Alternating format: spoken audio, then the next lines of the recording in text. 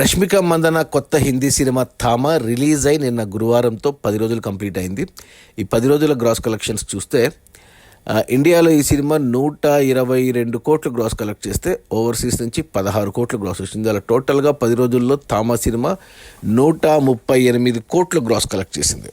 ఇక ఇందులో జిఎస్టీ తీసేస్తే ఇండియా నెట్ కలెక్షన్స్ వచ్చేసి 102 కోట్లు ఉంది. ఈ సినిమా బడ్జెట్ 40 కోట్లు అయితే 102 కోట్లు వెనక్కి వచ్చాయి మొదటి 10 రోజుల్లో. మరో 38 కోట్లు వెనక్కి వస్తే సినిమా హిట్ అవుతుంది బాక్సాఫీస్ దగ్గర కమర్షియల్గా. ఈరోజు శుక్రవారం, రేపు శని, ఆది, ఈ 3 రోజుల్లో సినిమా మరి బ్రేక్ ఈవెన్ కంప్లీట్ అవుతుందా లేదా 2 వారాలు తీసుకుంటుందా అనేది చూడాలి. అది మన ఆయుష్మాన్ ఖురానా, రష్మిక మందనాల కొత్త Hindi cinema Thama, produced by Maddock films, Dinesh Jain.